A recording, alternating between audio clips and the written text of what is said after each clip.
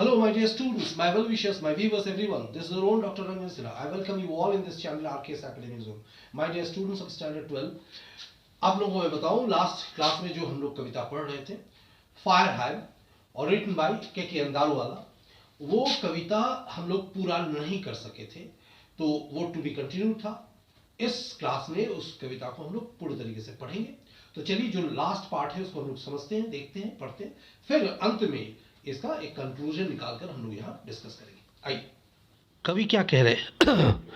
Bore witness to the fires debauchery. Debauchery मतलब क्या हो गया? डिबॉचरी मतलब यानी जो जल नहीं रहा है फिर भी लाल है, फायर्स डिबॉचरी। यानी डिबॉचरी एक्चुअली कहेंगे जो अवशेष जो अभी जल नहीं रहा है मगर लाल सा बिखरा हुआ पड़ा हुआ है, तो ये साक्ष्य है उस चीज़ का। My father said you see those half burn fingers, you see those half burn fingers, मतलब मेरे पिता क्या बोल रहे हैं कि तुम देखे हो वो जो हाफ बर्न फिंगर्स है, आधा अधजला सा उंगलियां, क्या तुमने वहाँ देखा है उसे?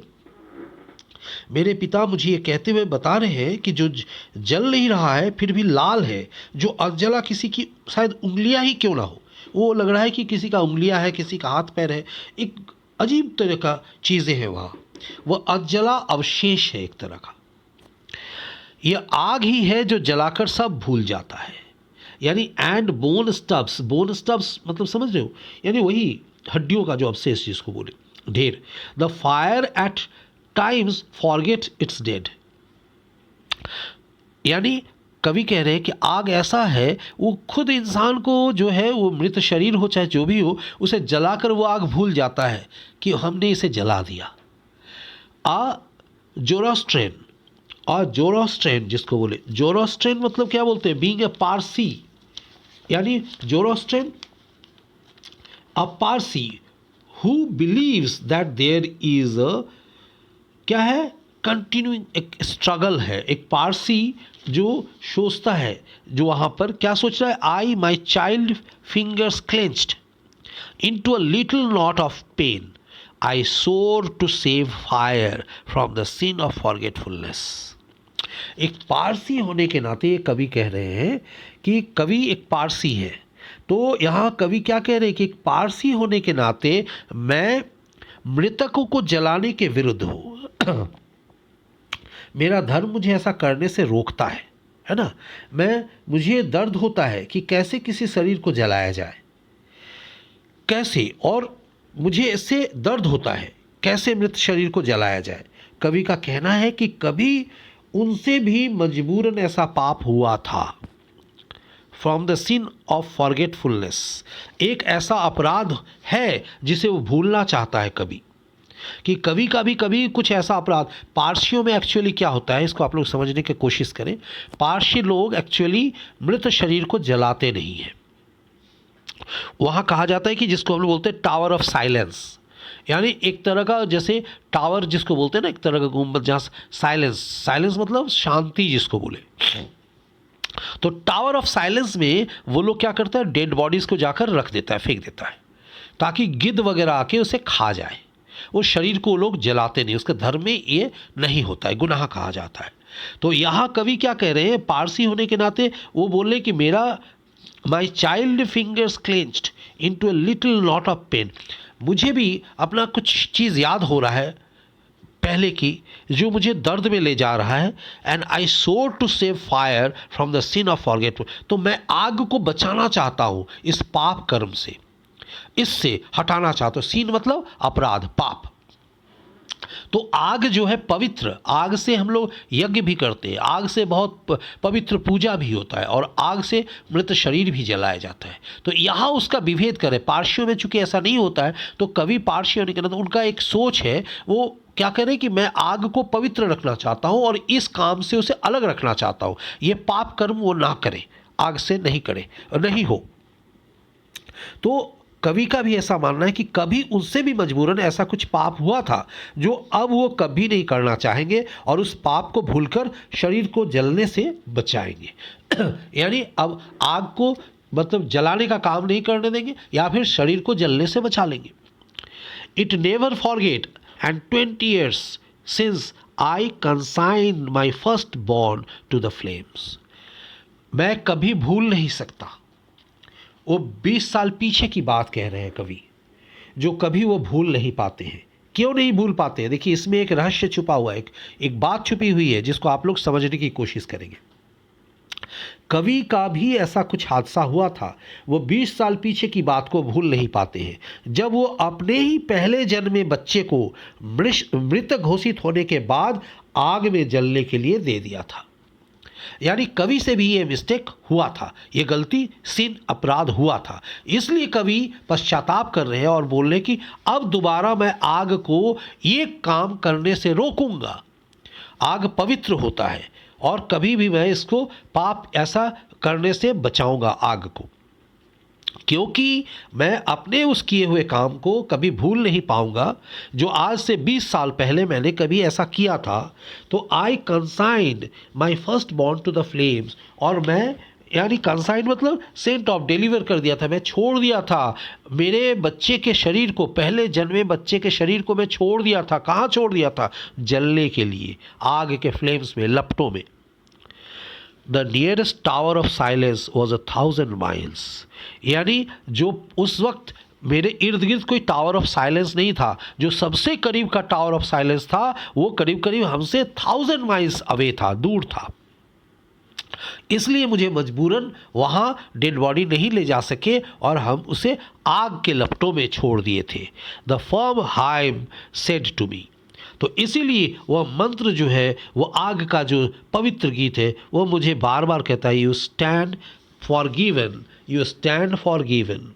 यानी तुम अभी क्या है, तुम ऐसे खड़े रहो, अपने आप को माफ़ हम नहीं कर पाते हैं। इसीलिए अपने उस पश्चाताप से बचने के लिए, एंड ब्रोकन येट रिबेलियस, क्योंकि रिबेल बन गया था मैं उस वक्त, उसको एक्चुअली मैं अपने धर्म के खिलाफ गया था, मैं रिबेल बना था, तो ब्रोकन, मैं टूटा था, और yet rebellious and I sure this time, तो मैं जो रिबेलियस बना था इस टाइम मैं प्रतिज्ञाबद्ध हूँ, प्रतिज्ञा से मैं बंधा हुआ हूँ कि to save it from the sin of forgiving, कि मैं इसको पाप से बचाऊंगा। यानी आग को ऐसा क्रिया मैं करने नहीं दूंगा, जलाने वाला काम करने नहीं दूंगा। तो मैं, अब देखिए इस बात को समझे, यानी पारसी धर्म में क्या होता था, जब वो 20 साल पीछे की बात को दोहरा रहे हैं कि उनको याद पड़ रहा है, जो उसे वो भूल नहीं पाते हैं कभी, जब वो अपने पहले जन्मे बच्चे को मृत घोषित होने के बाद आग में जलने के लिए दे दिए थे। जबकि पारसी धर्म में ऐसा करना गुनाह होता है, क्योंकि एक पारसी आग को पूजा करता है और मृतकों को क्या करते हैं, टावर ऑफ साइलेंस में रख दिया जाता है, जहाँ गिद्ध मृत शरीर को नोचकर खा लेता है। तो वो ऐसा नहीं कर पाए थे, क्योंकि जो नियरेस्ट टावर था वो करीब 1000 माइल्स दूर था। कवि ने ऐसा नहीं कर पाया था, क्योंकि जहां उसका बच्चा मरा था वहां दूर दूर तक कहीं कोई टावर ऑफ साइलेंस नहीं था। ठीक है, ये समझ में आया, जिसका आज भी उन्हें पश्चाताप है। इसलिए अब उन्हें इस घाट को देखते हुए, ये जो बर्निंग घाट को देख रहे हैं, तो इसको देखते हुए उनको वो चीज़ याद आ जा रहा है, और वो प्रतिज्ञा करते हैं कि कभी अनिच्छाकृत उन्हें ऐसा कार्य करना पड़ा था, परंतु अब कभी वो ऐसा नहीं करेंगे, रिबेलियन नहीं बनेंगे और अग्नि को पूजा करेंगे। उसके लिए उसके सामने हमेशा पवित्र गीत ही गाएंगे, गीत ही गुनगुनाएंगे या गाएंगे। ठीक है, ये था अभी ये जो आज की जो कविता थी फायरहाइम। तो इसको मैंने आप लोगों को बता दिया। मेरे ख्याल से आप लोगों को समझ में आ गया होगा पूरी तरीके से। फिर वही बात मैं कहूँगा कि इसको आप लोग अच्छे से पढ़ेंगे, इसका हार्डवर्क निकालेंगे, समरी को देखेंगे और क्वेश्चन आंसर्स बनाने की कोशिश करेंगे। चलिए आइए फिर बात करते हैं। तो हमने देखा इस कविता का जो कंक्लूडिंग पार्ट था, हमने जो पढ़ा, इसमें समझा, तो उस माध्यम से हमने क्या देखा कि यहाँ पर कवि जो है एक ऐसा बर्निंग घाट का जो मतलब जिक्र कर रहे हैं, घाट का, जहां वो देख रहे हैं कि दूर से रोशनी दिखाई दे रहा है, लाल रंग की जो आभाएं हैं वो आसमान पे छाया हुआ है, और लेकिन वहां माहौल जो है, परिस्थिति जो गजब तरह का है, वो अजीबोगरीब एक स्थिति है। यानी ऐसा लग रहा है दूर से कि राखों का जो है, राख गिरा हुआ चारों तरफ, भूरे रंग के वो ढेर है, उसके अंदर से कुछ जले हुए अधजले से हिस्से हैं। हाँ, तो एक कवि के अंतर्द्वंद एक तरह का जो है वो पता चल रहा है, मतलब पोएट का जो अंदर का एक अंतर्द्वंद है। अंतर्द्वंद किस चीज का था? कवि का। ये जितनी भी व्याख्या हमने पढ़ा वहां पर समझे, तो यहाँ जो इस कविता के माध्यम से कवि के जो मन के अंदर एक अंतर्द्वंद था वो क्या था, क्योंकि कवि के साथ कुछ इस तरह का घटना हुआ था। क्या हुआ था कि 20 साल पहले उन्होंने अपने बच्चे को, जो फर्स्ट न्यू बॉर्न चाइल्ड, उनका जो बच्चा हुआ था पहला, तो उसको उसने आग में, जब वो मतलब उनके मृत शरीर, वो मर गया था, तो उसके मृत शरीर को वो आग में जलाने के लिए दे दिया था। और वो कवि का एक रिग्रेट्स था, क्योंकि पार्शियल लोगों के अंदर क्या होता है, वो उनका धर्म के विरुद्ध जाता है। वहां जिसको हम बोलते हैं एक टावर ऑफ मतलब पीस जिसको बोलते हैं, तो वहां पर ऐसा होता है कि पार्शियंस क्या करते हैं, अपने डेड बॉडीज को वहां जाके छोड़ देते हैं। तो वहां पर क्या होता है, गिद्ध आकर डेड बॉडीज को मतलब खा लेता है, खत्म कर देता है। लेकिन कवि इसके विरुद्ध, वहां कह रहे हैं कि इसके विरुद्ध जाकर उसे अपने बच्चे के जो मृत शरीर था उसे जलने के लिए देना पड़ा था। जबकि पार्शियंस में, उसके धर्म में क्या होता है, आग को पवित्र माना जाता है। तो आग जो काम किया था जलाने का, तो कवि का वो रिग्रेट्स था कि मैं फिर दोबारा वैसा काम नहीं करने दूंगा आग को। यानी आग हमेशा पवित्र काम के लिए, पूजा के लिए इस्तेमाल होता है। ये सारे कविताएं, उनका एक अंतर्द्वंद था, वो अपने मन से वो बात मतलब निकालना चाहते थे, उनके अंदर की जो भावनाएं थे, और वो रिग्रेट्स जो था, इसलिए वो कह रहे थे कि ऐसा अब कुछ नहीं होगा, अब मैं दोबारा ऐसा कभी भी मतलब रिबेलियन नहीं बनूंगा, ऐसा दोबारा कोई भी ऐसा काम नहीं करूंगा जिसके लिए मुझे उसके लिए पश्चाताप। तो ये फायर हाइम है, यानी आग का जो पवित्र गीत या जो भी कहा जाए, उसको उन्होंने यहाँ इस कविता के माध्यम से जिक्र किया। आई होप कि आप लोगों को समझ में आ गया होगा। ये कविता बहुत ही खूबसूरत कविता है, आप इसको पढ़ेंगे बारंबार, फिर एज यूजुअल हम कहेंगे कि उसको आप पढ़िए अच्छे से, उसका हार्ड वर्ड निकालें, जो मतलब क्वेश्चन आंसर्स निकालें जितना आपसे बन पड़ेगा, और जो नहीं होगा एज यूजुअल मैं ग्रुप में दूंगा, आप लोग यहाँ लिखेंगे। और चलते चलते फिर एक बात दोहरा दूं आप लोगों को, आप लोग जल्द से जल्द देखिए, मैं कविता जितना पोएम्स था 11th का भी 12th का भी मैं खत्म कर रहा हूँ जल्द से जल्द। और मैं चाह रहा हूँ कि 12th के जो बच्चे, जितने भी बच्चे, उनके साथ मैं जल्द से जल्द एक क्रैश कोर्स लेकर आऊँ, ताकि उन लोगों के लिए आसानी हो, मतलब उन लोगों के साथ में लाइव में आ जाऊँ। उन लोग सबसे पहले अभी एग्जामिनी के रूप में आएंगे सामने, तो आप लोग जल्द से जल्द असेंबल हो जाए। और अगर आपको मेरा ये वीडियो अच्छा लग रहा है, मेरा ये प्रयास अच्छा लग रहा है, तो आप लोग इसको लाइक करें, शेयर करें, सब्सक्राइब करें। मेरा सारा जो मतलब काम जो है, ये वीडियो बनाने की जो हमने सोच रखा है, और आर्ट्स के स्टूडेंट्स के लिए, वो आप ही लोग के लिए।